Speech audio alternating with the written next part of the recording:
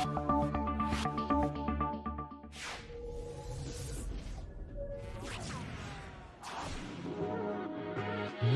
go! Welcome to the show. It's Project Open Mic. Let's get the show off right. Ladies and gentlemen, thank you for being here with me, cause it's Project Open Mic. Let's have a good show tonight. Let's get the topic straight. Let's get things good. Let's do everything that we should. It's Project Open Mic. Let's kick the show off right. Let's open our minds and take out our style. Let's see what's going on in the world tonight. It's Project Open Mic. Let's have a good show tonight. It's Project Open Mic. Let's kick the show off right. It's Project Open Mic. Let's have a good show tonight. It's Project Open Mic. Let's kick the show off right. It's Project Open Mic. Let's have a good show tonight. Project Open Mic. Alrighty, what's going on, everybody? What's going on? This is your boy Tay, a part of Project Open Mic. Hope y'all are doing well. Welcome back to another episode of Project Open Mic, as we're gonna be talking about some part 3. I didn't promise I'm gonna do it, so I'll talk about it. But first, let me get some of the crazy stuff, the usual in and out, everything out of the way, so people can understand that. All right, so put my lovely mug on the screen. All right, so let's get it straight right here. So again, if you want to help out the channel and help us out, remember we play worldwide. We are on YouTube, we are on Facebook, we are on Spotify, we're on Anchor, we are on iHeartRadio. We are on all kind of broadcasts around the world. Nico, You Live, You Now, Tempo FM. Hey, just again, give us a like, comment, subscribe, share again. The YouTube, if you want to check, if you're new to the show and you want to see the old content, you can go to, of course, Roma TV. And you see Project Open Mic, or you go to YouTube. If you see any place you see this right here, you're in the right spot. But again, yes, and also we have audio podcasts on Amazon Podcasts and Google Podcasts, which basically is ending. So Amazon Podcasts. Anyway, so just get that out of the way. So again, tonight's show is I'm gonna give you your needed Econ 101. So for those who are, so let me get this straight right here. Let me make sure I got everybody in the building and see where we at. Okay, all broadcasts live. Like I said, we are broadcasting out. Oh, if you're watching this live, you're listening to this broadcast and watching this broadcast, we are live worldwide. You have, again, Nico. You have YouTube. You have Facebook. You have Tempo FM, You Live, You Now, Rumble TV, Locals. Hey, we're live right now, so thank y'all for giving me your time to listen to what I have to say. All right? It's all good? We all good? We great? Okay. Like I said, so tonight we're gonna talk about our Econ 101 Part 3.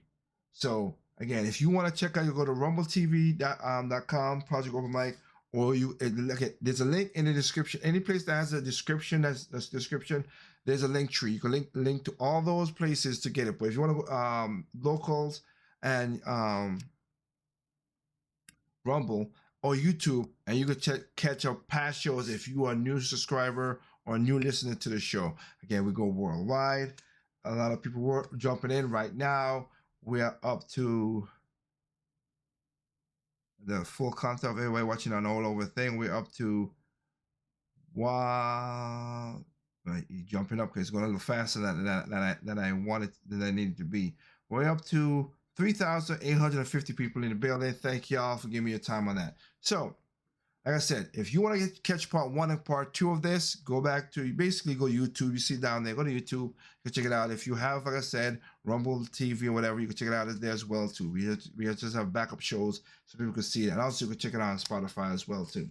So tonight, again, I'm gonna try to have a and I don't know if I want to have this quick, but I want to talk about some stuff that people just don't know, and it still puzzles me. Right now, again, we are in election year. Yes, we're in election year, and it is going. We're gonna hear salacious. We're gonna hear pandering. We're gonna hear propaganda. And again, propaganda is on both sides. Make no difference what it is.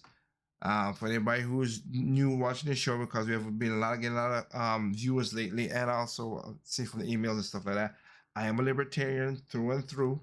All right, I'm in the middle when it comes to most of this thing. When it comes to people thinking, as long as they ain't hurt nobody, I don't give a care what people think. That's why I'm liberal at. Do that. When it comes to my money, my family, oh, I'm conservative as hell. So that's why I said, but I can't go with the Republican Party because they've done some crazy stuff.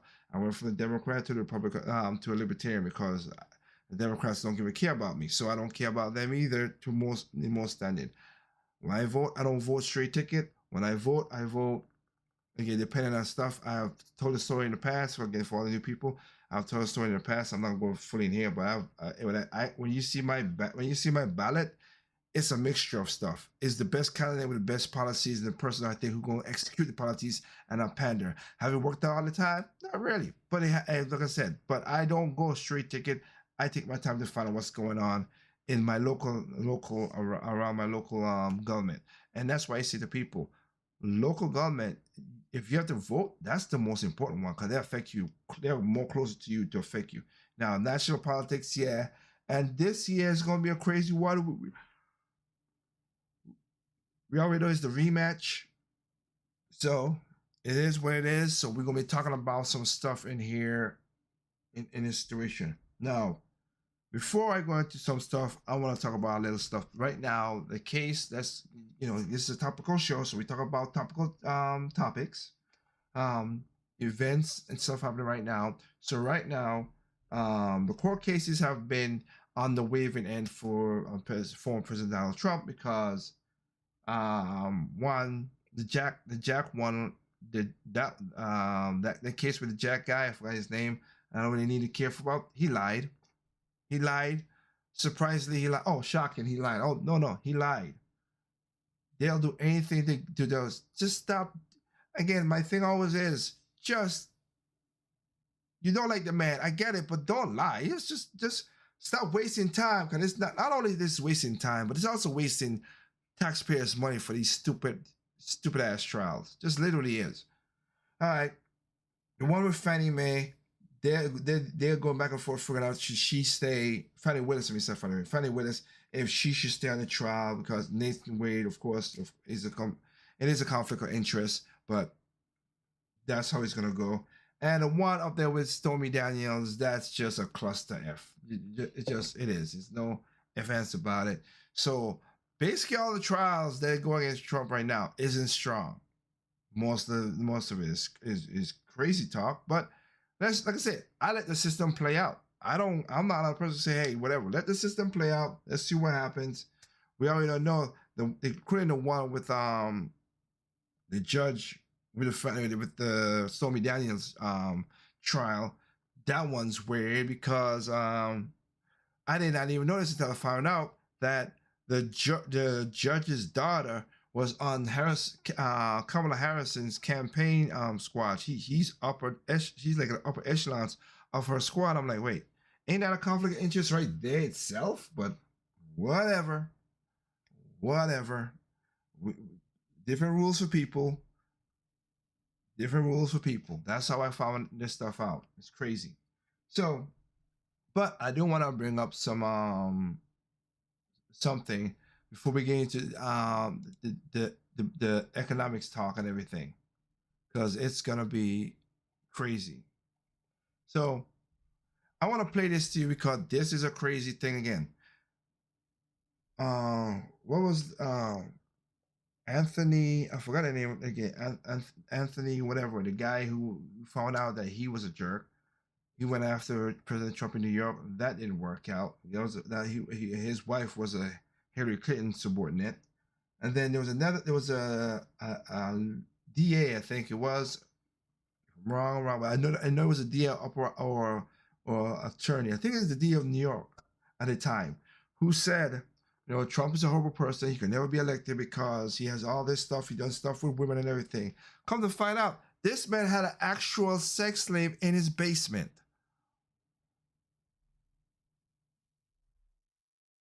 What?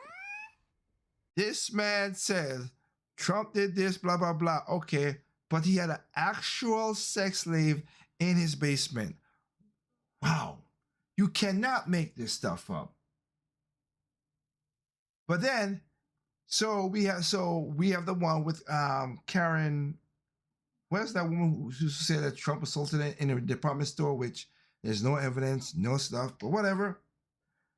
She's cuckoo for Cocoa Puffs. I will. That's a different video for another time. I want to put a video up, but they came up with a law. Here's the funny part. They came up with a law to help for 1 year to help her so she could sue Trump. And in 1 year. Now the law is gone. It can't be done. It came for 1 year, right? But here's how funny that law is, though. Let me show you how crazy this is. Okay, let's just take a look at this.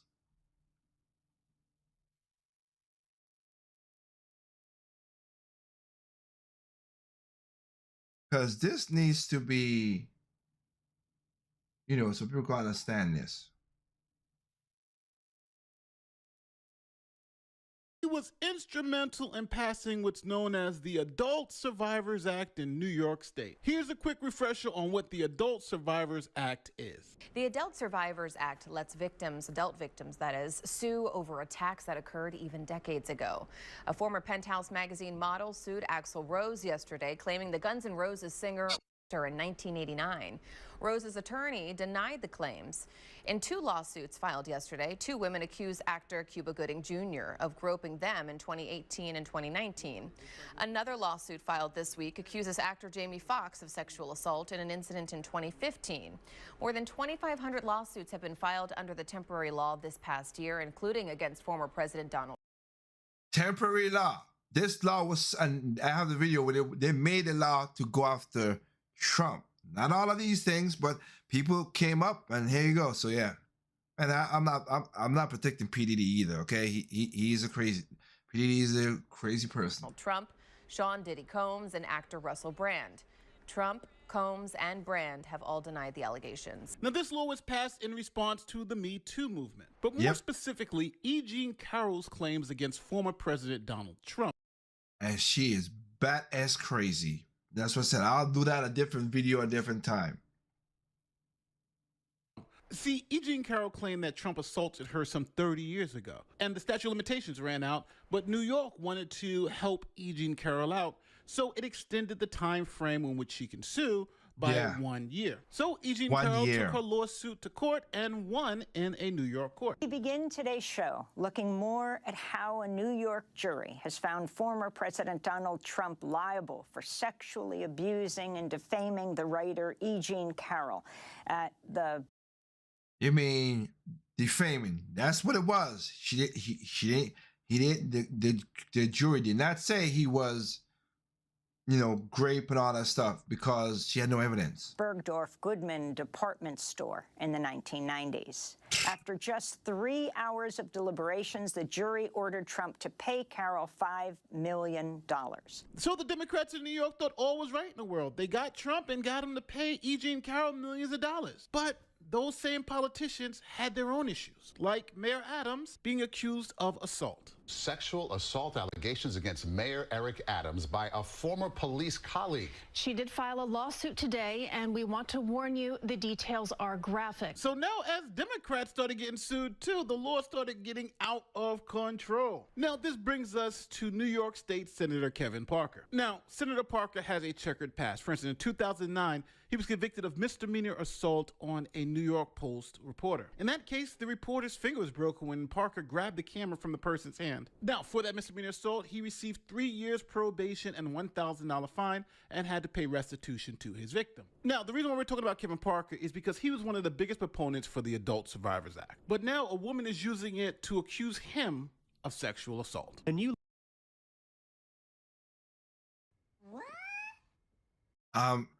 I'm shocked. Oh, wow. Huh. lawsuit was filed under the Adult Survivors Act, which lifted the statute of limitations for 1 year to allow victims of sexual 1 abuse year. to file suit, regardless of when the abuse occurred.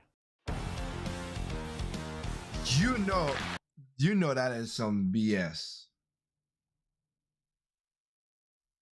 Literally. Adult Survivor Act that created the window for so many people who have.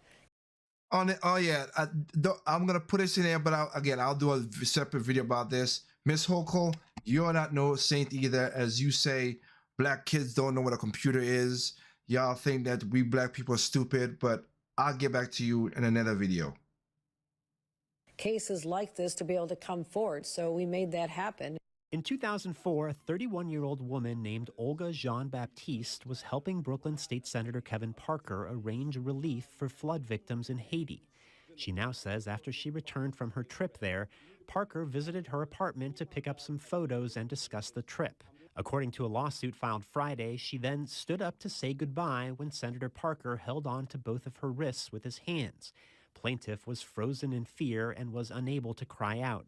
Senator Parker then took plaintiff down the hallway of her apartment to her bedroom, made a sexual comment, and put her face down on the bed, then her. Governor Hochul called the allegations deeply disturbing. It is shocking, absolutely shocking. And that's all I'll say. It's shocking. So now that Kevin Parker has been accused of sexual assault, he now has a change of heart on the Adult Survivors Act. He's now claiming that the law he supported and voted for is unconstitutional. NANI?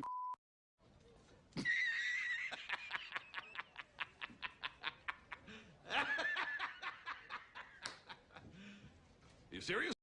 So when it's against Trump, oh, it's all no problem. When it's against you, oh, it's unconstitutional. Right. You can't make this S up. Now, you have to laugh at the hypocrisy here because as long as it was hitting Trump and everyone else, thank you, it was okay. But now that it's hitting him and he voted for it, it's not constitutional. The rules for thee, but not for me. In a statement, he wrote, I voted in favor of the Adult Survivors Act to ensure all New Yorkers can seek justice and be heard. These allegations are absolutely untrue. My work in advocacy will continue, Parker said. So now this brings up an interesting question. What happens if Parker wins in court and the court finds this law to be unconstitutional? Really think about all the high-profile cases that would go down if this state senator gets to overturn this law. For instance, remember P. Diddy's bombshell allegations? The ones that he settled? Does he get that money back? And right now, we're following breaking news tonight and what appears to be a huge development in the lawsuit involving Sean Combs. Moments ago, word coming out that Combs and R&B singer Cassandra Ventura have settled the lawsuit. Both sides releasing statements moments ago saying they agreed to resolve the matter amicably. The settlement comes one day after word of the lawsuit was filed, where she accused him of sexual assault. She claims while the two were dating, Combs raped her and forced her to have sex with male prostitutes. And what about Donald Trump's lawsuits with E. Jean Carroll?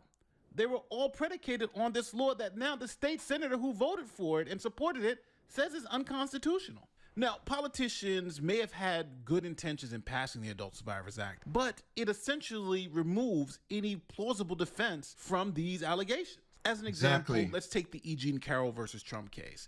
This is an assault that allegedly happened 30 years ago, and the only two people who were witness to the assault were Trump and Carroll. She said it happened, he says it didn't. The only evidence that this actually occurred was E. Jean Carroll's own testimony. There was actually nothing else. The evidence in that case can be summed up like this. I don't know when it happened. I don't know what day it happened. I don't really even know what year it happened in. I just know it happened in this department store, and he was the one that did it to me, and it occurred over 30 years ago.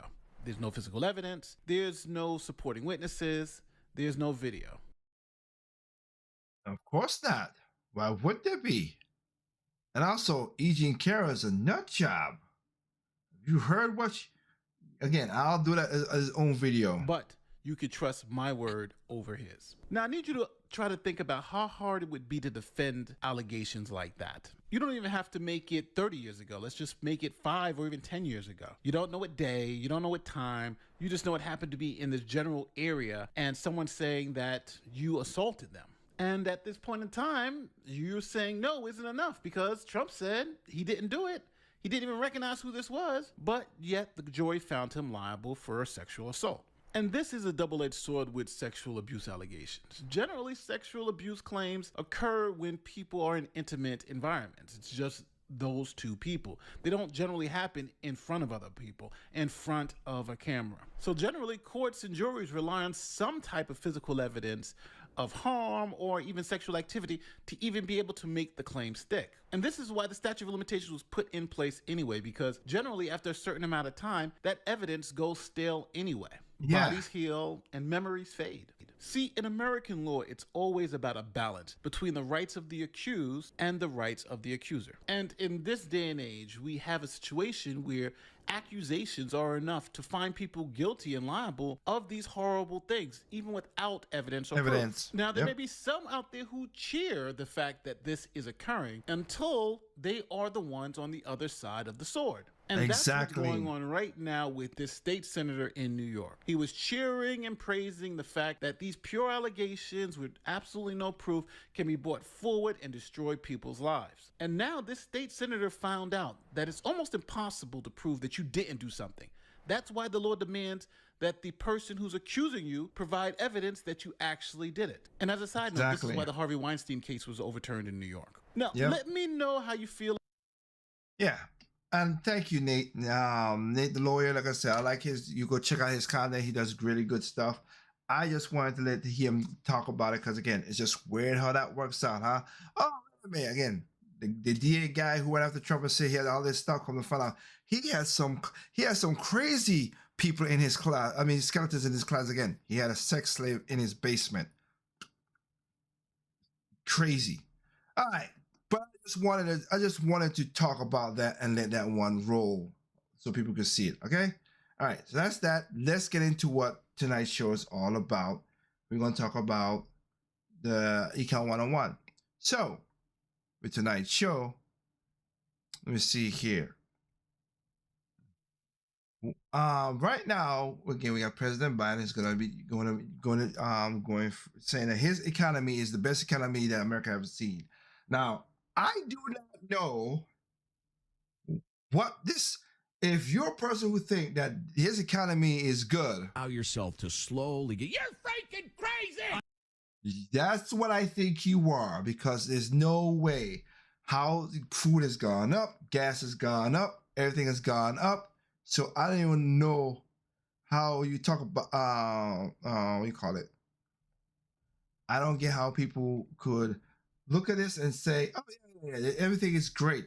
This is the best life. Unless you are mostly work for the government and a politician, yeah, you have good, you good. But the rest of us, no, that's not our situation at all. And this is why I'm doing the show that I've been doing right now, because it needs to be shown. It needs to be shown that there's a reason why government and like I said, people always talk about the greedy business owners, the corporate business people. The corporate business people would not do anything without the government. They're both they're the same coin. The government needs the greedy business group guys and the business group guys need the government because they could pass some of these crazy laws and stuff like that. Okay? It does. And people need to understand that.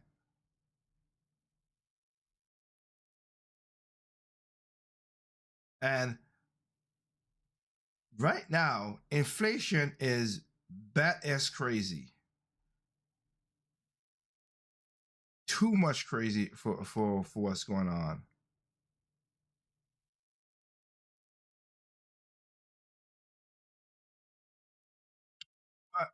I will get to that. Yeah, I'll get to that at the end with stuff because inflation is going crazy. So let's go into this. Let's go into econ. We're gonna do some econ stuff, but I wanna get the true news on some stuff as well too. We're gonna talk about Biden just said he's gonna stop the Trump tax cut because everybody says the Trump tax cut is for the billionaires, whatever. Majority was really for middle class, like where I'm at. And so I take offense of it. He's gonna take those away. Oh, goody, great. Thank you for doing that, sir. So, but a lot of people don't know what Biden's tax plan is gonna do. So I'm trying to let people understand and let them learn a few things. Recently released his 2025 proposal on taxes, and he wants to make some sweeping changes on your individual taxes, on your investment tax income, and on corporate and business taxes. What are those changes? Well, for individuals, number one, he wants to go after people who didn't pay taxes. Number two, he wants to raise the top tax rate from 37% to 39%. Number three, he wants to raise Medicare taxes. Number four, he wants to increase the child care tax credit. Number five, he wants to increase the earned income tax credit. For investors, what does he want to do? Number one, he wants to get rid of crypto subsidies. Number two, for real estate investors, he wants to eliminate the like-kind 1031 exchange. Number three, he wants to increase the capital gains tax rate that you pay if you're wealthy. Number four is he wants to remove the whole idea of stepped-up basis. For corporations and businesses, what does he want to do? Number one, he wants to raise the corporate tax rate from 21% to 28%. Number two, he wants to deny deductions of all employees in corporations making over $1 million a year. Number three is he wants to quadruple, 4x the tax on stock buybacks. Number four is he wants to eliminate the subsidies for oil and gas. And number five.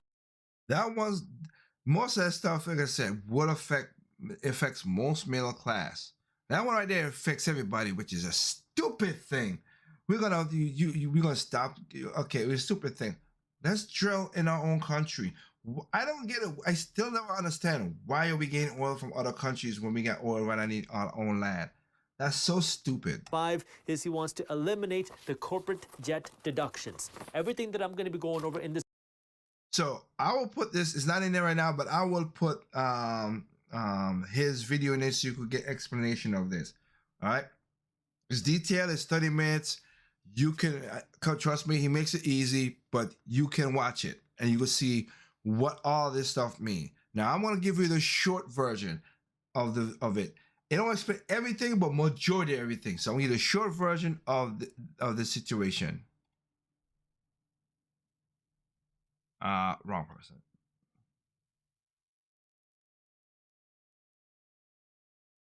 To make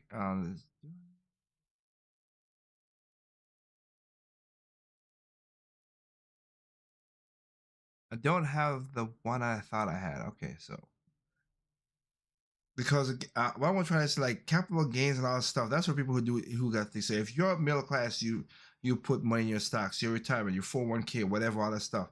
He's gonna tax those too. People think that no, they're gonna be taxed as well too. That's why that percentage rate that he talks about is gonna hurt you. But I wanna like I said, seeing that I said is because it needs to be basic Econ 101. All right. I want to play something for you. All right. Let me get it set up for you. I gotta play the audio, make sure that it works. Okay. This is Biden's economic chief executive of his economics plans and everything. This is Biden's stuff, right? He was asked a simple question. and listen to how the chief, but again, why say just let's just play it. All right, you're right. Just play it. I didn't, and others. The voice you're going to hear responding to a question is Jared Bernstein, who is the chairman of the Economic Advisory Board for Joe Biden. He is his head economic advisor, essentially. And he has asked a very simple question. Why exactly are we borrowing in a currency that we print ourselves? I'm waiting for someone to stand up and say, why do we borrow our own currency in the first place? Like you said.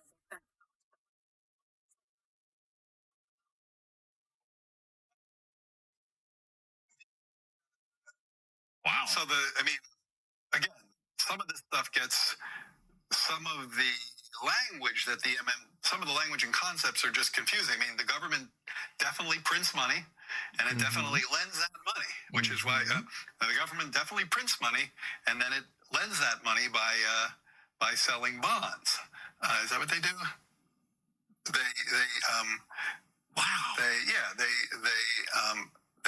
sell bonds. Yeah, they sell bonds, right? Because they sell bonds and people buy the bonds and lend them the money.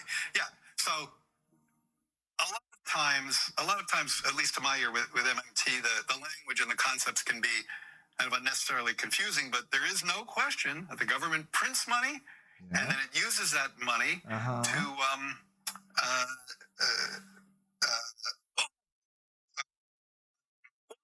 I guess I can't really talk. I don't get it. I don't know what they're talking about. What? Because it's like the government clearly prints money. It does it all the time, and it clearly borrows. Otherwise, we wouldn't be having this debt and deficit conversation. So I don't think there's anything confusing there. Oh, that was one of the most extraordinary things I've ever heard in my life. Well, from a Holy Jesus. What is that? What is that? Wow. That was knowledgeable. That's the man's economic advisor, and he don't know that. Again, yeah. When we print money, we devalue our money. By devaluing our money, we're borrowing against the future. Which, of course, when the future comes, the tax is going to be crazy because you have to pay that money back. That's how it works. That's why printing trillions and trillions of dollars causes, say it with me, kids, inflation. Hey. Stupid. But wait. Let me not just show you that. Let's go to the horse's mouth himself. Let's go to Biden. And simple questions, and let's see what Biden has to say. That's the best way I can look at it at. Let's see what Biden has to say about the situation, shall we?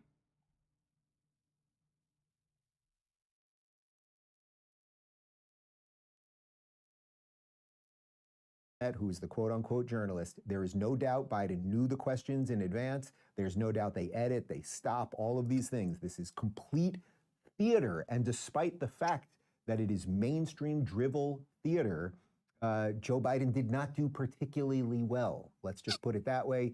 Here's a fairly brutal takedown of everything that Joe Biden has done over the last couple of years. So when you talk about the economy, of course, it is by far the most important issue for voters. It's also true right now, Mr. President, that voters by a wide margin trust Trump more on the economy. They say that in polls. And part of the reason for that may be the numbers. And you're aware of many of these, of course. The cost of buying a home in the United States is double what it was when you look at your monthly costs from before the pandemic. Real income, when you account for inflation, is actually down since you took office. Economic growth last week, far short of expectations. Consumer confidence, maybe no surprise, is near a 2-year low. With less than 6 months to go to Election Day, are you worried that you're running out of time to turn that around? We've already turned it around. Look at the Michigan survey. For 65% of American people think they're in good shape economically. They think they're No, they're not, because the Michigan survey is hack. It literally is. Go to Pew, go to the Quinnipiac, go to that. And even that, look around. We know that the economy is not good. But anyway, I'll let it go. Sorry. The nation's not in good shape, but they're personally in good shape. The polling data has been wrong all along. You know, how many you guys do a poll with CNN? How many folks you have to call to get one response? The idea that we're in a situation where things are so bad, the folks that, I mean, we've created more jobs. We're in a situation where that's a lie. People have access to good paying jobs. And that's also a lie. The combination of the inflation, the cost of inflation, all those things, that's really worrisome to people with good reason. That's why I'm working very hard to bring the cost of rentals down, to increase the number of homes that are available. What that got to do? That's not how the inflation, homie, that's not how inflation works in that regard. What? But let me say it this way. When I started this administration, people were saying there's going to be a collapse of the economy. We have the strongest economy in the world. Let me say it again, in the world. Son of a bitch! No, we don't. No, we don't. And nobody believes you. He sounds like a zombie. By the way, call me a crazy conspiracy theorist. Joe Biden used to have blue eyes. His eyes are not blue anymore. I think that has something to do with the cocktail of drugs. He had blue eyes, like a light blue eyes. Now, right, he sounds like a zombie. And I do want to give Erin Burnett, and CNN is awful, she's awful, okay, fine. But I do want to give her credit there, because she did bring up a couple points that all are true. And nothing he said has any bearing on reality. And you can see he's losing the sentence as he's saying everything. Buying home now costs double. We know that the price of everything is going up. Talk to your local contractor or go to Home Depot and see how much a 2x4 costs now under Biden versus 4 years ago. They printed money, right? Bidenomics, they printed money to put into the economy. And when you print money, there's something called supply and demand. All you have to do is take a basic economics 101 course. Wouldn't recommend taking it in Columbia. You might become a jihadist. But that's why I said it should be in schools, Economic 101. But if you do that, if you just start printing more of something, the value of that thing starts going down. Real income, she talks about, and inflation. Growth is down. We all feel these things. And really the important one, I think, because it's somewhat ephemeral, is just consumer confidence. If you're the average person right now, do you feel like things are really going well? Like in terms of not only your buying power and whether you can get a house and buy it, and all the rates, interest rates that are exploding, they're back up to about 8%, right? I mean, every time we talk about the economy, I say the same thing. The one thing that you really should look at when it comes to a healthy economy is low interest rates, because when interest rates are low and you can borrow money at 2.5%, basically you're borrowing a little money, you're saying thank you to the bank, thank you for lending me this, now I can buy a home, I can start investing in something that will create more value, eventually sell it, keep moving my way up, someone else will get in at that lesser value home. That is what is all good. Everything he said there is complete drivel, so I do want to give credit where credit is due. Okay, and I will push back against that a little bit, what he just said right there. Now, strong economy is basically where the U6 numbers, which I've talked about before, the U6 numbers were where job participation. Unemployment don't mean nothing because they don't count part-time. So when I went and I looked at unemployment don't count part-time people who work and stuff like that, I was like, well, that's a useless number then. The U6 number is a number of job participation. Sorry to say this, but this is all facts. You could go look at the U6 numbers and see yourself. Under Trump, the U6 number was the highest it ever was in 60 years. Under Biden, it is the lowest it has been from since Trump took over. And if you take it to like the lowest number, it's been the lowest from since the 60s. We need more people to participate in jobs. We need them to do stuff. Yes, I don't know how you do it, but you didn't raise it federally, but states raised their minimum wage in places. So some dumb reason Ohio is trying to get their minimum wage up to $20. Ohio, great job. Did not see what happened in California where people were getting laid off. Hundreds of thousands of people are getting laid off in California because businesses are closing, businesses are moving. Yeah, I did a video on how that minimum wage works. You do not put in the amount of minimum wage that helps people. You don't. Some people, I'm sorry. A person who flipped burgers and fries should not be making $20 an hour. You don't. But in the future, that's not gonna happen because of what you just said. I already talked about this. They're gonna make robots. They already have robots already. They already don't got the cashiers. That's screens. We're getting rid of those jobs, so we don't have to worry about that. Aaron Burnett, hot diggity dog, you did all right. Here's more of Biden getting smacked. The strongest economy in the world. No, we ain't. Let me say it again, in the world. Although GDP last week was far short of expectations. Oh, exactly. Well, look, GDP is still growing. Look at the response of the markets. Overwhelmingly positive. No? Overwhelmingly positive. And one of the reasons why people feel good about it, not being as strong as it was before, is they believe that the Fed's going to respond. They hope they're going to get a rate cut. Yeah. Yeah. Well, so, but I mean. Which they're not going to.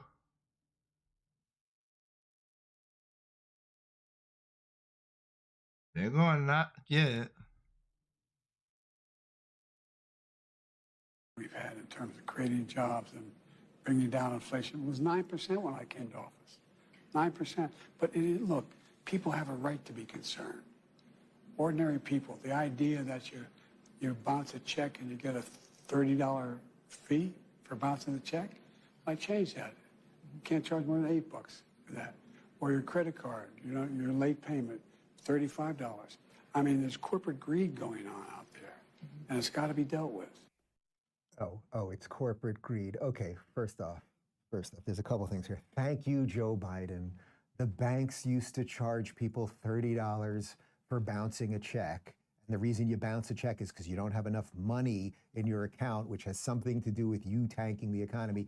The fee has now gone to $8 instead of $30. Thank God for Joe Biden. My God, if it wasn't for Joe Biden. Of course, he blames corporate greed. Yes, suddenly it's just the corporations, those giant food corporations that just want to charge more people for eggs and milk. And they seem to only want to do it under Democrats and you. They didn't want to do it under Trump when prices of everything were going down. They suddenly were like, my God, Biden's in charge. Let's be greedy. Let's be greedy. Arr.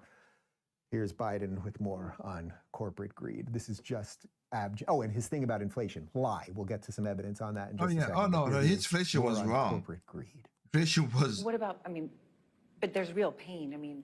Grocery prices are up 30%, more than 30%. Since the beginning of the pandemic, and people are spending more on food and groceries than they have at any time really in the past 30 years. That's a real day-to-day pain that people feel. It really is, and it's real. But the fact is that if you take a look at what the people have, they have the money to spend. It's angers no, we don't. It angers me that you have to spend more. For example, the whole idea of this notion that Senator Casey talked about, shrinkflation. I think it's on your same program. price for a smaller bottle of. Yeah, we're gonna get to that. But listen to. I'll let it go. Right. Well, for example, Snickers bar, they did a thing, and it's like 20% less for the same price. That's corporate greed. That's corporate greed. Yeah. And we've got to deal with it, and that's what I'm working on. Corporate greed. It's corporate greed. That's called capitalism, dude.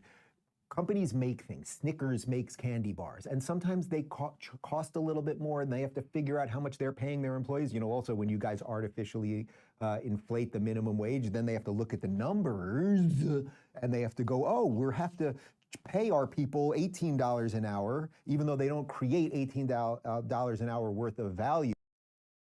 Exactly. But you said corporate greed, right? So let's go into shrinkflation. Let's follow up. Biden said that. Recently lashed out at corporate America for inflicting shrinkflation upon us. Force drinks bottles are smaller. A bag of chips has fewer chips, but they're still charging it just as much. The snack companies think you won't notice if they change the size of the bag and put a hell of a lot fewer, same size bag. Do the one about corn pop. It's a sneaky way for companies to keep prices the same while consumers are actually getting less stuff. The shrinkflation is real. At first I thought, maybe I'm just getting taller.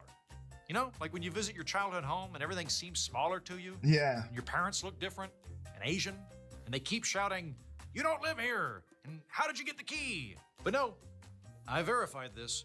Shrinkflation is happening. My grocery store has been quietly replacing eggs with quail eggs and replacing the ostrich eggs with tennis balls somebody wrote eggs on. I don't think I have a very good grocery store. Anyway, it turns out shrinkflation is actually a form of an obscure economic concept called inflation. When the cost of labor or production increases, companies usually respond by increasing the price they sell things at. Like how coffee used to cost $1, and now it costs $7 at Starbucks? And you can only order the sizes in Italian? Like we lost the war? I just want a medium coffee. I don't want to have to order a milkshake in Italian. Shrinkflation is inflation. Like I said, who caused inflation? Majority of the time, not all, majority of the time is government that causes this problem. We devalue the money by printing more. We, of course, as we just said, $100 billion over to Ukraine and Israel, while the $100 billion could be used here in America. Just saying. And also the government spends more than it takes in. So yeah, all of that combined makes stuff, and then when they pass stupid ass laws like raising the minimum wage to 20 places, like in California, and the other states are trying to do that, other Democrat states trying to do that. Yeah, and it doesn't work. It doesn't work. It never works. You cause an instant so the companies are like, okay, if I want to keep my job, I'm gonna have to fire you. I'm gonna fire some employees. Check. The employee who does stay, you got to do you got to do the job of 3 or 4 more people. Check. And we're going to shrink some of the, you got to raise the prices. Check. That's 3. And lastly, shrink some stuff and just keep it the same. 4. All those 4 things was what happened when you artificially raise up minimum wage. Oh, that's just how it is. Can you? No. I'll save you in time. But companies can also compensate for rising costs by keeping prices the same, but making things smaller. Or selling fewer of them at the same price. Yeah. Shrinkflation is just another form of inflation. Only more passive-aggressive, prompting Senator Bob Casey to introduce the Shrinkflation Prevention Act, which, if passed, would declare shrinkflation a deceptive business practice and forbid companies to engage in it. No longer can Lay's potato chips quietly shrink the circumference of their flavored styrofoam wafers. Cinnamon Toast Crunch cannot quietly put less childhood diabetes in the box. Now, to Bob Casey's credit, this act would make companies less passive-aggressive, but it wouldn't fix the underlying problem. As costs of production rise, companies would just hike up the prices instead. And while I do appreciate trying to keep companies from tricking people into not realizing that inflation's actually happening, which it is, families on a tight budget might want to be able to purchase smaller units than getting larger, honest units they can't afford. It doesn't fix the underlying issue, which is not labeling, but inflation. So what's driving that? It's time to crack down on corporate greedflation. Right. So Elizabeth Warren Elizabeth Warren, who is Are her parents brother and sister? Can you please leave now? Oh, now I get it. She's a moron. all maintain that the underlying cause of recent inflation is greed. You know, the mathematically precise, easily quantifiable, legally specific term greed, which we can totally legislate against. Essentially, Warren Biden and pretty much everybody who previously wanted the government to put caps on how big sugary drinks can be believe that inflation and shrinkflation are happening because corporations became more greedy and used the pandemic and the war in Ukraine as a pretext to raise prices. As in, every single industry in America and the world, the whole world, including France, every corporation from electronics to dairy products to coffee to automobiles to dairy automobiles, all of the world's corporations simultaneously became more greedy. Then, all of them agreed to fix prices on everything. Like every industry in the world got together at the Legion of Doom and agreed to jack up prices on everything. But then also agreed not to undercut competition by defecting and lowering their own prices because they all, I don't know, went to high school together or something. And it has to be everyone, because if all the egg guys decide to raise prices, consumers might just buy more cheese. So the conspiracy has to be egg supervillains and the cheese mafia. See how stupid that sounds? Again, he's making a joke, but that's the whole point, because they think we're stupid. If movie theaters raise their ticket prices, consumers might go mini golfing or whoring. I would. So pretty much every single business sector has to agree not to compete with each other or even with other industries for consumers' money, which, if they're truly greedy, is all they care about, including Girl Scout cookies. Their prices went up too. $6 for Thin Mints? You greedy harlot. Elizabeth Warren's greedflation analysis essentially boils down to increased sin plus conspiracy equals need for government Oreo quotas. Blaming greed for inflation is like blaming airline crashes on gravity. Greed is pretty much constant across industries and time periods. When the price of airline tickets goes down, nobody ever says, oh, I guess the airline companies have become less greedy. The president of Delta must be spending more time with his family. That would be absurd. His family is awful. Prices are a function of supply and demand, and profit rates are affected by competition. They don't fluctuate based on sin. By greed logic, the electronics industry is one of the most selfless groups of people in history. Adjusted for inflation, the cost of buying a television has dropped 99% since 1950. That's not because the electronics industry is 99% less greedy than it was during the Eisenhower administration. If Warren and Casey are right, this is because electronic manufacturers are less greedy than profiteering candy makers, like the Girl Scouts, or history's greatest robber baron, William Randolph Wonka. Somebody get me a coffee! So why is inflation going up, if not greed? Inflation happens when too much money is chasing too few goods. You print more money, money is worth less. The government responded to the pandemic by spending tons of money on programs, unemployment, and stimulus checks. But because the government also shut down the economy, tax revenues were lower. So there was an even bigger deficit than usual. The Federal Reserve covered that deficit by creating huge amounts of new money. And like I said before, the 25% of all 25% of all money that's created in America was created in the last 3 years with COVID. 25%. That's a lot of money that was created. As of 2024, the year that I and most of my friends live in, there is 32% more money in circulation than back in 2019. The monetary supply is swollen, engorged. There's indisputably more money than there was 5 years ago. But goods and services have not kept up with that increase. So, because there is more money chasing fewer goods, inflation happens. That's it. That's all it is. Nothing more than that. Just simple and everything.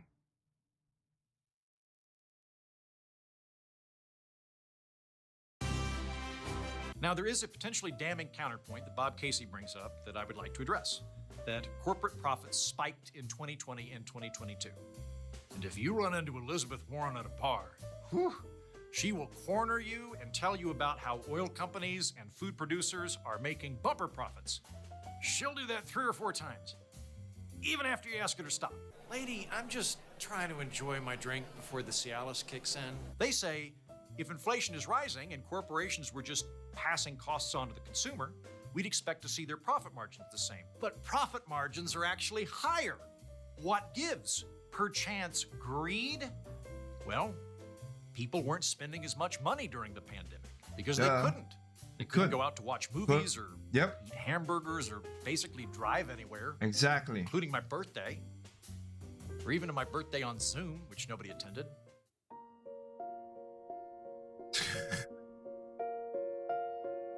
Stuff and traveling again. So yeah, when the economy started up again because people were buying more hamburgers and movie tickets and gasoline, companies made more profit. You make more profit when you sell more stuff. It's not surprising that companies have higher profits now after the pandemic than they did during the lockdown. We would expect to see that. And listen, There are good arguments we can get into about how concentrated corporate power is and if we need stronger antitrust laws to increase competition. Yep. Good conversation, but for another video. The idea that inflation is caused by greed instead of this, and that lawmakers can also ban greed through clever laws, is folly. Yes, I said it, folly. And point taken, like I said, Elizabeth Warren's greed and us, like us getting that is y'all printing too much daggone money. That's we're literally, that's why all these jobs are what they are right now. You can't find jobs because, again, increasing the minimum wage not only didn't affect, like in most places as California's learning out, how it's like, you know, the money is just ridiculous with the prices. Foods cost a lot more money. And also another part that's causing the problem is, which I'm gonna address here in a little bit, is also what do you call it? Our spending habits. Without us knowing what to, you know, how to budget. Again, Econ 101. We don't know how to budget our money. We just take our money, spend and do all this stuff. No, that hurts us. Hurts us as well. I'll give you an example of that in a little bit, but I want to talk about this right here because this, here's another thing that's also affecting, and it's because of government affecting inflation. Hey, government, here we go.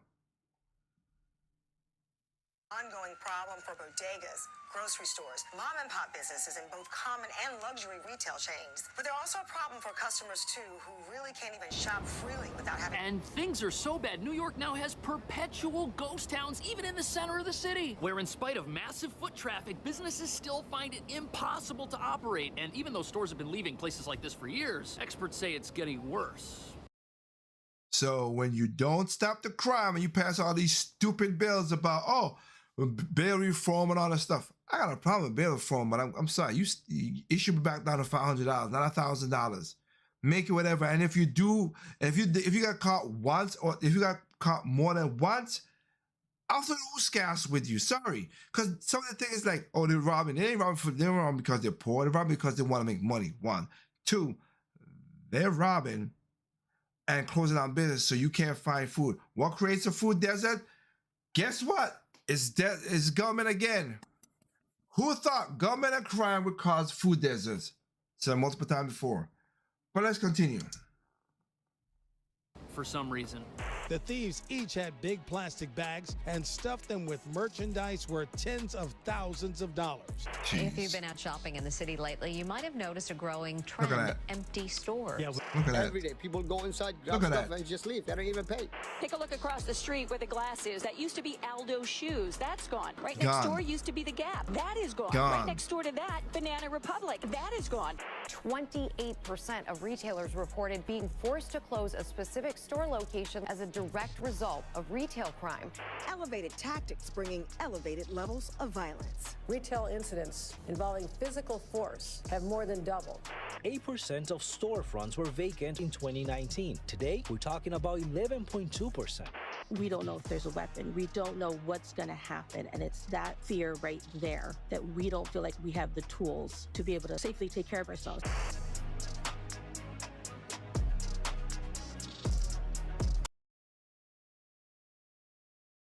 That's causing the problem that people need to talk about.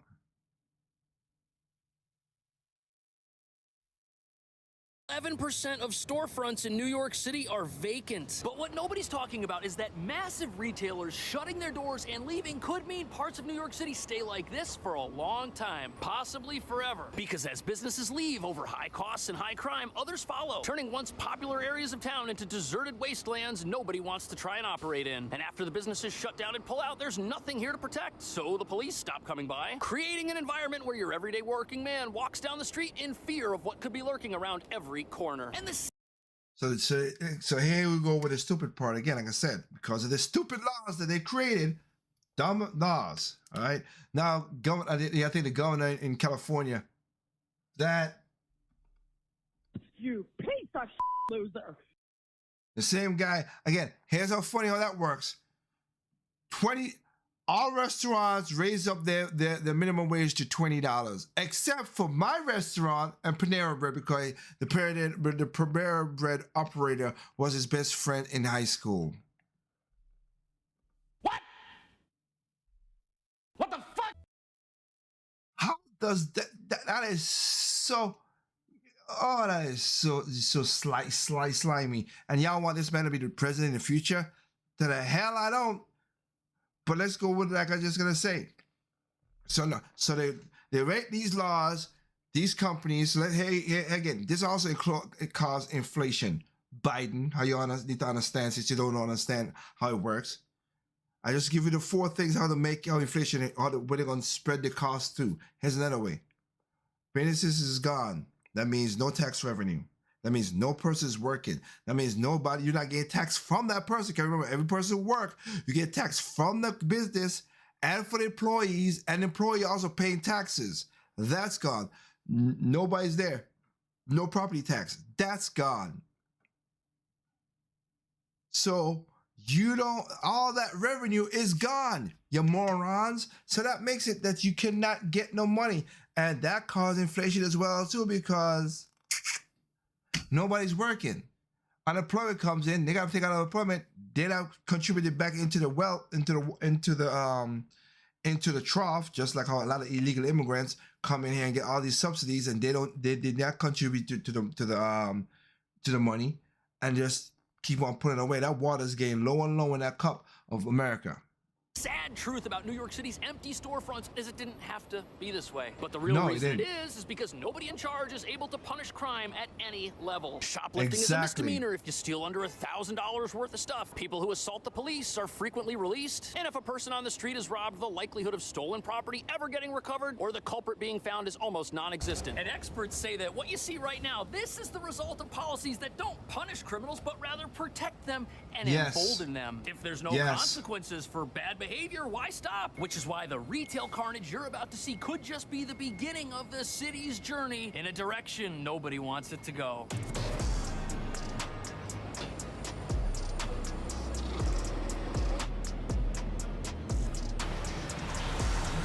So here we are, Upper East Side, 59th Street and Lexington Avenue, right by Bloomingdale's. There's a lot of foot traffic here. This should be a poppin' area, but it's not. And there are swaths of empty retail space here nobody's interested in. On top of that, the stores that pulled out of these flagship locations, these were major retailers, anchor stores, if you will. But now they're gone. To give you an idea of just how many businesses have pulled out of this area, take a look over my shoulder here.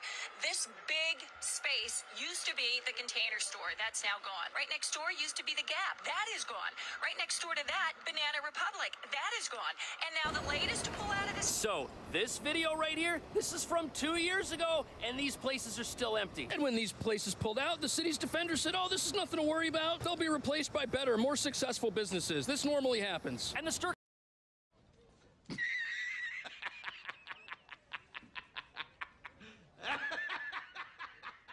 Sure. You serious?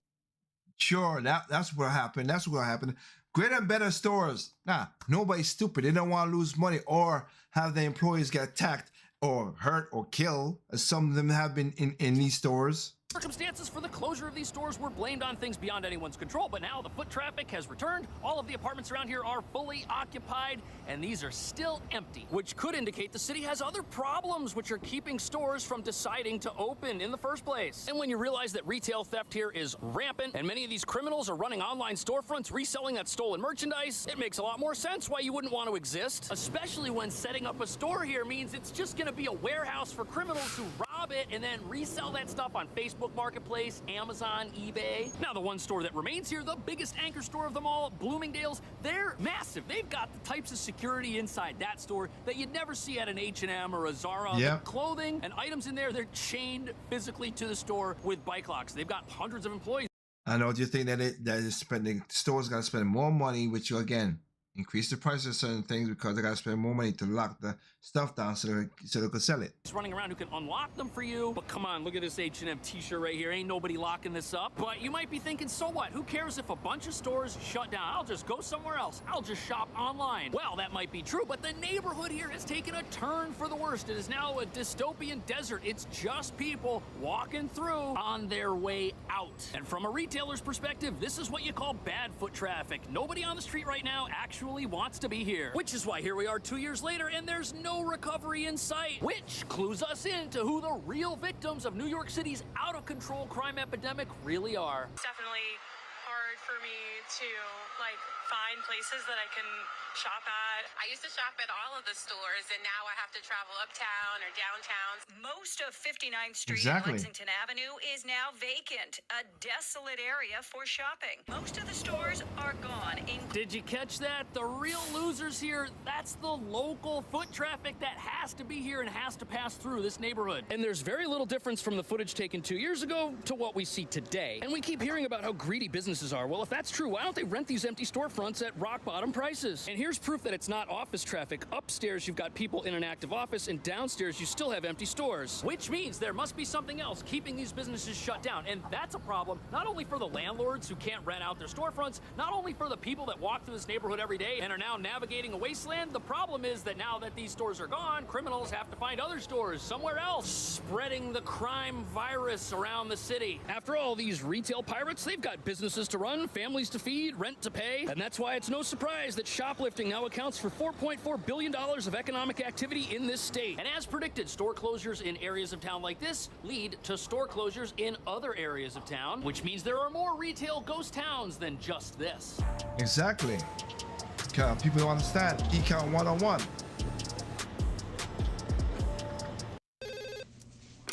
Vernon Central High School, how may I help you?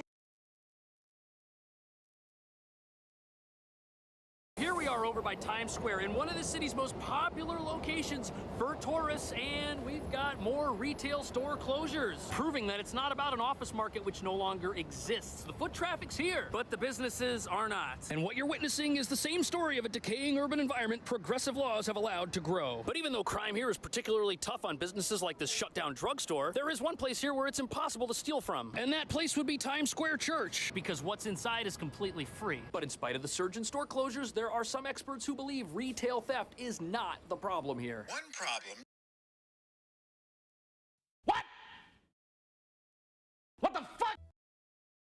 Crime is not the problem. Then what? Who brought these idiots in?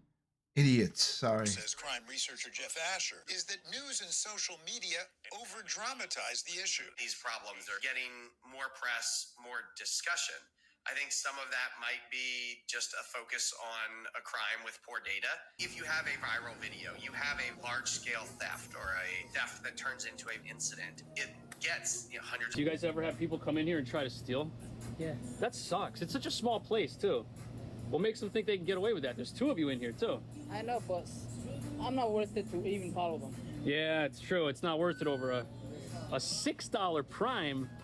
Dang, inflation. So, well-meaning people think that greedy businesses like this Rite Aid, which closed 2 years ago citing shoplifting, have an agenda that's not making money. And whatever it is, it can only be accomplished if businesses lie about their crime. And they say when you couple the lies of greedy businesses with sensational news reports about shoplifting, you'll wind up in a situation where people think there's a problem which doesn't actually exist. But then how do we explain New York State's $4.4 billion shoplifting economy? And how do we explain stores like this spending every cent they have on plastic, people to unlock the plastic so you can get your deodorant, all kinds of alarms, security cameras? Why would greedy businesses spend money fixing problems that don't exist? And how are these retail theft rings getting so much product that they can then sell online? Where did all that stuff come from if it's not stolen? And it's happening everywhere.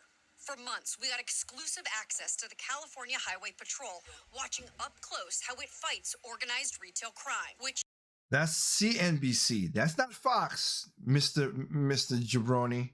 That's not a Fox thing. including external theft, 40.4.5 billion dollars in the U.S., according to this CNBC investigation. This is fascinating. It covers the bust of a retail theft ring that was getting products from places like Ulta Beauty and drugstores. And they really go into detail covering the operations that exist behind the theft you see in a store. In fact, these crime rings are operated by groups of thieves that have a hierarchy. You've got your lower level employees. They're the ones that do the actual stealing from the stores themselves. They bring that inventory back to someone who told them to go get it, who then pays them out for what they stole, and who then goes and sells those items in online marketplaces like Amazon. And the sad thing about operations like this is the people at the bottom tend to be exploited. Maybe they're experiencing homelessness. Maybe they're suffering from an addiction. Either way, the people at the top find folks that they deem vulnerable and expendable, and they have them in a high crime area like New York City to steal as much as they can. Even if these people get arrested, they're going to get released if it's under $1,000, which means they don't ever miss work, and the people running these operations don't care what happens to them. And the other problem is online shopping has exploded because the economy's so bad, and people are just looking for deals on products they were going to buy anyways. Which means you've got legitimate websites like Amazon with paying Prime customers who are buying this stuff up without knowing that everything they bought didn't come from a store. It came from a van that looks like this. And Jeff Asher points to a report from the Council on Criminal Justice, which showed in most cities that kept good track of the data, retail theft is actually lower this year. So why the disconnect? Under-reporting, perhaps.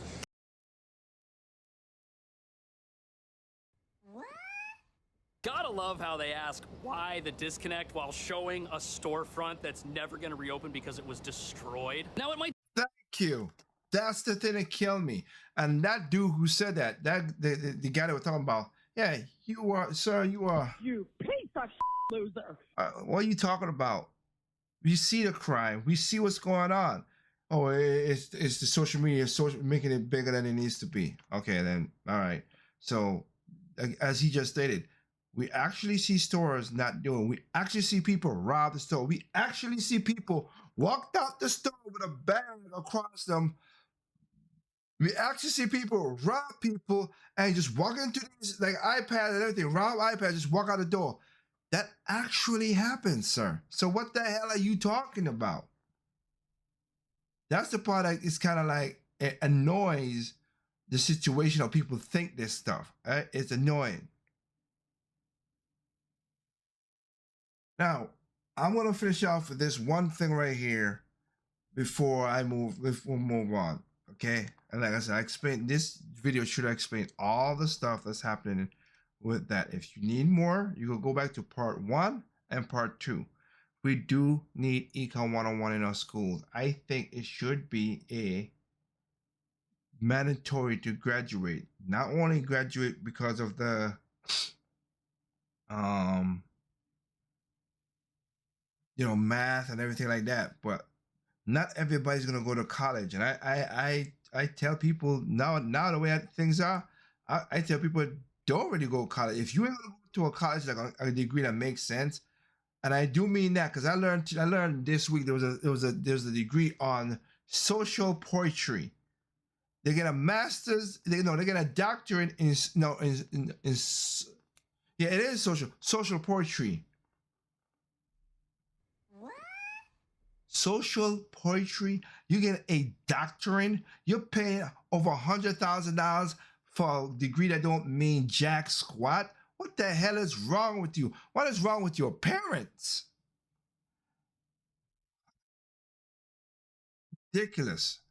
But my point of saying this is this: we are doing more harm than good. A lot of people don't need to go to college. Again, to me, it feels weird.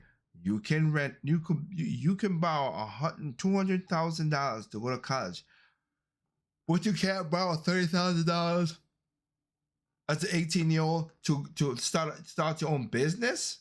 I'd rather the loans go to that than go to the dang on colleges, because again, at least you get something out of it.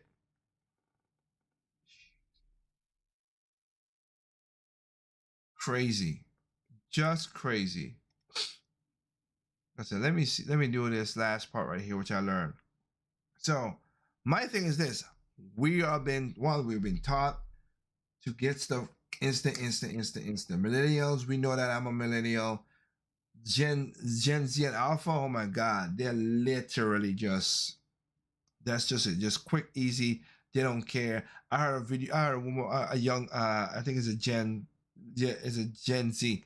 a Gen Z woman, I ain't gonna say girl or woman because she was a woman, says, if we can't go up to the sun, why don't we go? If we can't take a rocket and go to the sun, we should go to the sun at night.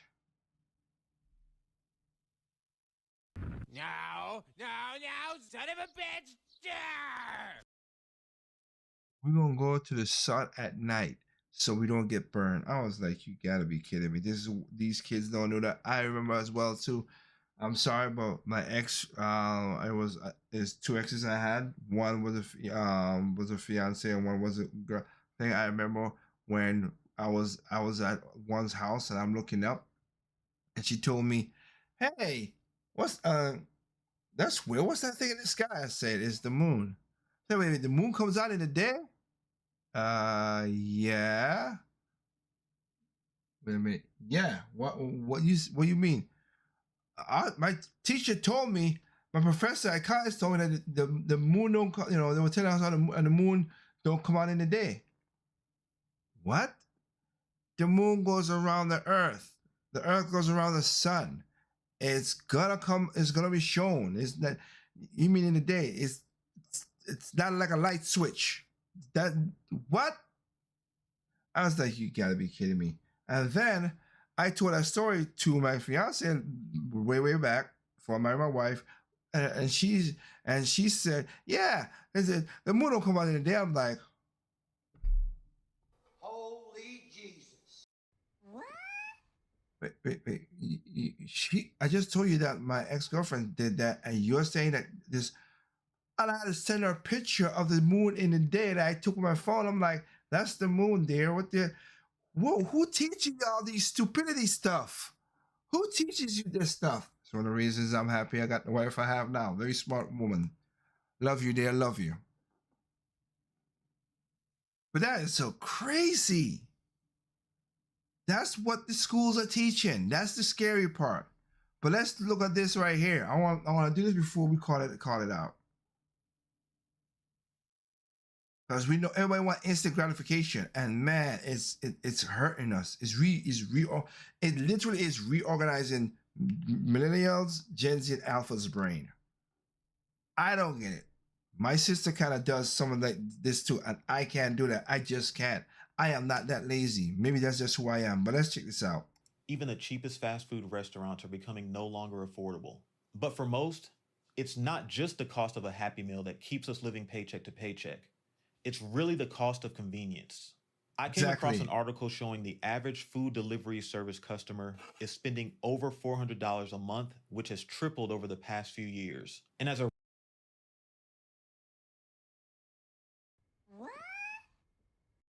$407 for delivery service? Wait, let's go back. Let's see. The average, this is not even the average delivery service customer spends $400. Now, if you're an elderly person or you're sick and shut in, that makes sense. If you are, and most of these are young people, viable people, what? Up from 157 in 2021. What? Month, which has tripled over the past few years. And as a regular DoorDash customer, I had to see how much money I was spending and if I could cut back. So in this video, I'll be comparing the cost of a McDonald's meal that's delivered versus picked up from the drive-thru versus cooking the exact same meal at home. I started by... Okay, so I like this. That's what I wanted is. I work for DoorDash. I've never used DoorDash to deliver stuff. Okay, so that's what spuns it for me. By placing an order on DoorDash for a big breakfast with hotcakes, which includes scrambled eggs, one hash brown, one sausage patty, one biscuit, 3 pancakes, and an orange juice. Now there's 4 fees that make up this order total. The subtotal, which is the true cost of the items, the delivery fee of $4.99. And then something like DoorDash, y'all are... You piece of loser. But I keep on going. The service fee, which is either 15% or $3, whichever is higher, and the estimated tax. Again, let me take a look at that. This is a 15% service fee, minimum of $3 to help us operate DoorDash. So what the hell is the damn delivery fee then? Shit. Again. The estimated tax. The other cost that you have to consider, of course, is the tip. And you're not going to believe this. In this article from Grubhub, it shows that the standard nowadays is to give your delivery driver a tip of at least 20%, but never less than $5. Okay, that's Grubhub, which is the same thing as DoorDash. No, and I'll tell you this right now, people don't do that. So let's just be honest. I'm just being honest on that. Personally, I'm used to tipping anywhere between 12 to 15%, which could be wrong, but let me know your thoughts about tipping culture in the comments. So considering this tradition, I included a $5 tip, which brought my order total to $23.27. Wait, so you ordered food that was $9.50, and then you paying $23.27 just so you could sit home and get delivered to you? No. And after placing my order, it took the delivery driver exactly 24 minutes to pick it up and drop it off at my house. Now let's look at the cost and how much time it takes for me to pick up the order myself. The closest McDonald's is about 1.5 miles from my house. And fortunately, when I got there, there weren't any cars ahead of me in the drive-thru. So I placed the exact same order that I got from DoorDash. I mostly just go inside. I never really go to the drive-thru. I go inside. It's way quicker to me to go inside and get the food and whatever. Not all the time, a majority of the times. Can I get a big breakfast with hotcakes and a medium orange juice? Including taxes and everything, my total came to $8. So including taxes, so it's cheaper. So McDonald's raised the prices for the delivery because it's cheaper. Cause let's look at it again. Like I said, big breakfast, $5.39. Medium juice, $2.89. With taxes and everything, $8.96. So we're going back to that. $6.19, $3.31. So they raise it because you did that. Now you see how things work. They've raised it. Best to just go in there. And that's the way I look at it. It best just to go in myself.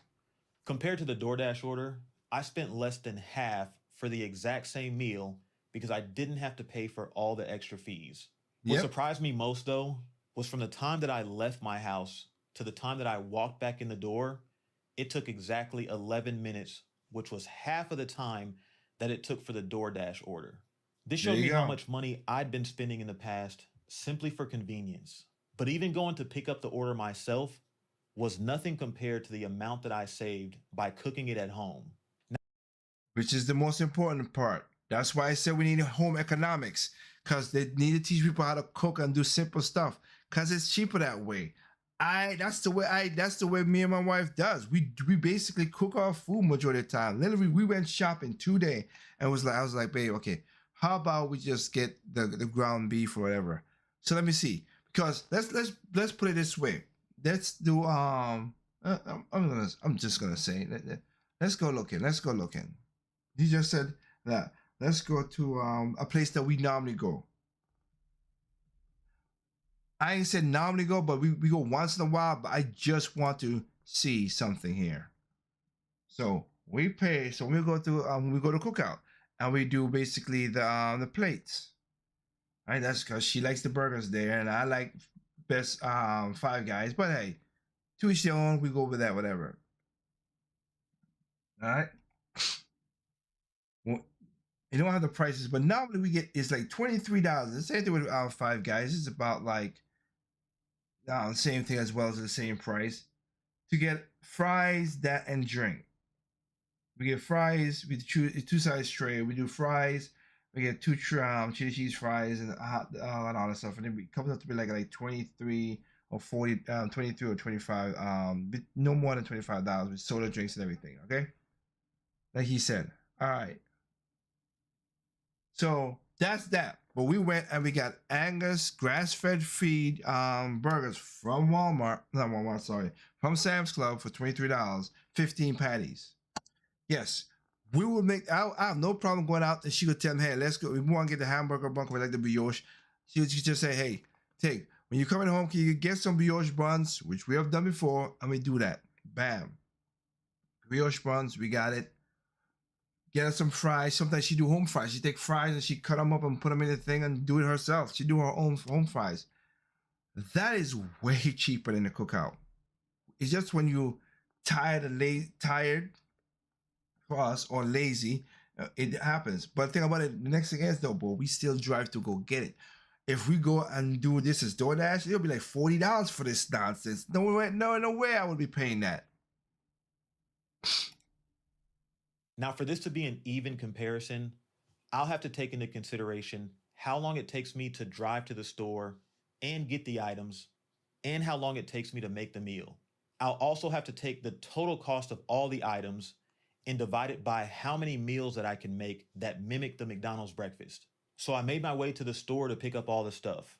To recreate the meal, I picked up a box of pancake mix, eggs, some frozen hash browns, sausage, some biscuits, orange juice, and syrup. I'll go over exactly how much I spent after I cook everything because I'll have to divide the amount that I spent at the grocery store by the total amount of meals that I can make. The trip took me 32 minutes to go to the store, complete all my shopping, and make it back home. Now it was time to get started cooking. Since the hash browns are frozen, I just had to warm one up in the microwave. I threw the biscuits on a baking sheet and put them in the oven. Hi, we're visible. Which is, we're going with 5. The sausage patty, eggs, and pancakes on the stovetop. Once that was all done, I just had to pour my glass of orange juice and of course have the syrup ready to go. And from start to finish, it took me 34 minutes to cook everything. So hour. Now, obviously, that's so much more inconvenient than hitting the drive-thru or ordering from DoorDash. But let's see if it was actually worth it. Even though I had a ton of leftover ingredients from the store, I could only make 5 full McDonald's breakfasts with what I got. Looking at the receipt from the grocery store, I spent $18.98. So dividing that total by the 5 meals I can make, the cost per meal for me to cook at home would be $3.79. What? A lot of money you just saved there. Now, of course, the downside is the amount of time that it takes to make a home-cooked meal as opposed to picking something up or ordering delivery. Now I'm gonna tell you this right here. There are ways, sir, he's correct, but there's ways that you can help in the future as well, too. All right? Orange juice, got it. Not saying whatever, but the hash brown was frozen, right? So let's take the idea. How about you make a bunch this one Sunday and stuff? I've done this before. My wife could tell you that. I've done this before. I made a bunch of waffles, a bunch of pancakes, and put them in the freezer. And all I gotta do is put them in the toaster, and they warm and good, ready to go. I ain't gotta worry about that no more.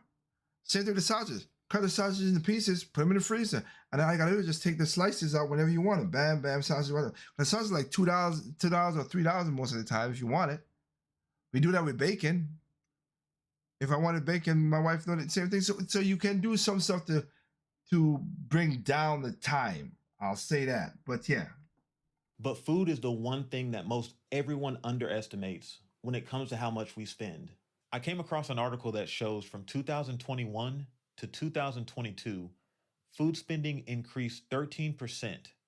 And on average, Americans were spending nearly $800 a month between both groceries and eating out. On groceries alone in that time frame, there was an 8% increase due to inflation. And the data shows an absurd 20% increase anytime we want to enjoy the luxury of food away from home. And this data is based on 2 years ago. Now, I understand this is a personal question, but I'm genuinely curious. How much do you think that you're spending every month on food nowadays between groceries and eating out? And realistically, how many times on average would you say that you get food delivered on a weekly basis? There's no doubt in my mind. For me, the answer is 0. I don't do that. So that saves me a bunch of money, that's for sure. That this is the primary source of overspending in many households. And just to see how much we could be overspending, let's look at this. Imagine someone was to order this meal once a day, Monday through Friday. By now, we know the DoorDash order would cost $23.27. And the drive-thru would be $8.96. If we were to get it delivered each time, we would be spending $116.35 compared to $44.80 at the drive-thru. And get this, we would only be spending $18.98 for the same amount of food, possibly even more, on a weekly basis if we could resist the urge of convenience. There you go. So the best and worst case scenario on a monthly basis, if we followed this pattern, we would be spending about $465 on meal delivery versus about $75 a month if we cooked at home. So in the end, the article mentioning how much the average food service delivery customer spends every month actually checks out. Yeah.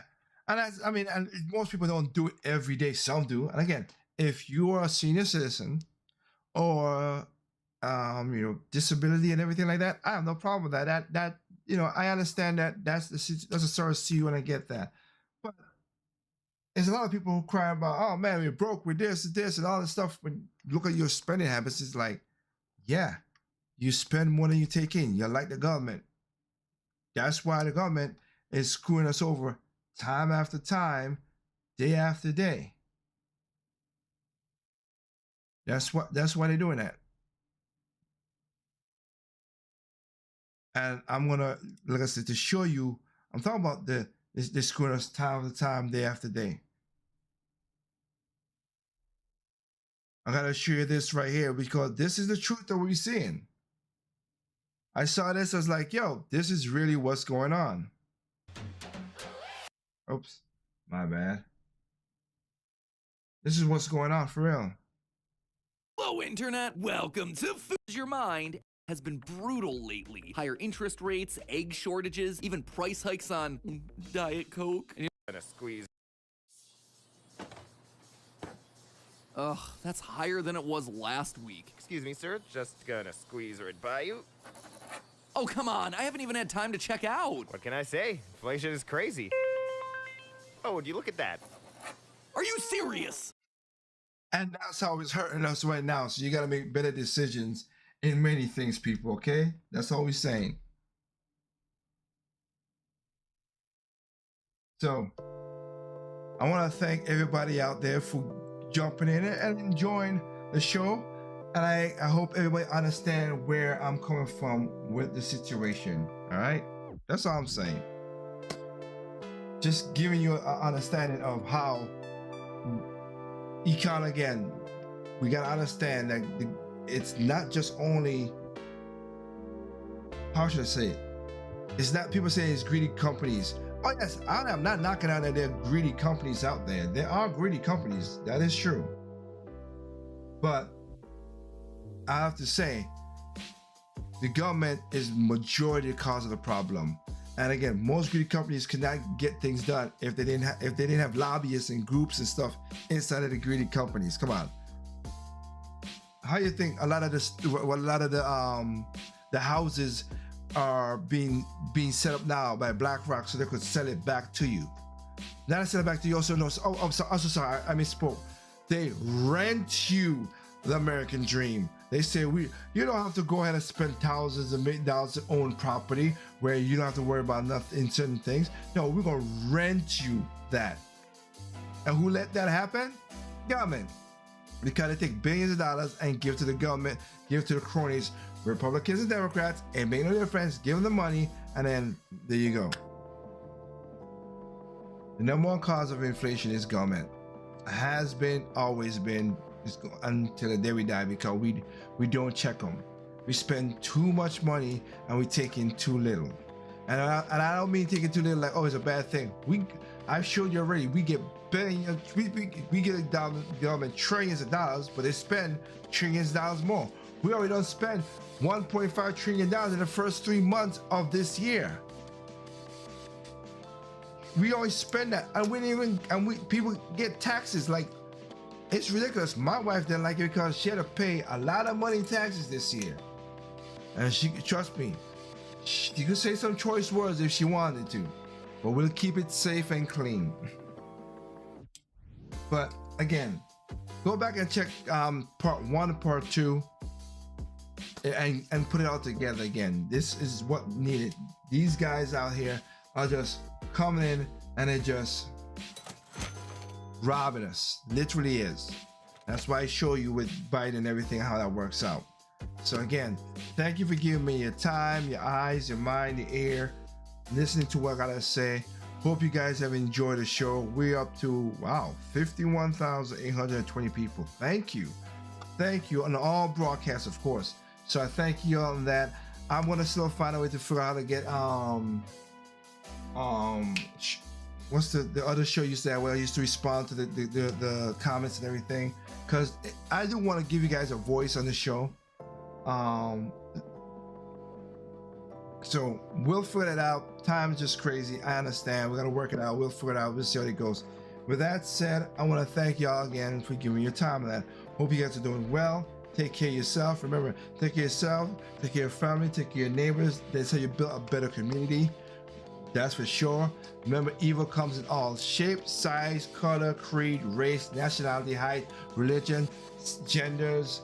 It makes no difference. Evil's evil. We don't stand for that because I go with good. And last but not least, remember, people out there, if you want to, like I just showed you that at the end right there, make the right choices. Do the right choices, and you can keep more money, whatever. So remember, do that. Remember, people are stupid, individuals are smart. Be the smart individual. This is Tig. Hope you have a good night. Catch you on next Thursday. Peace out.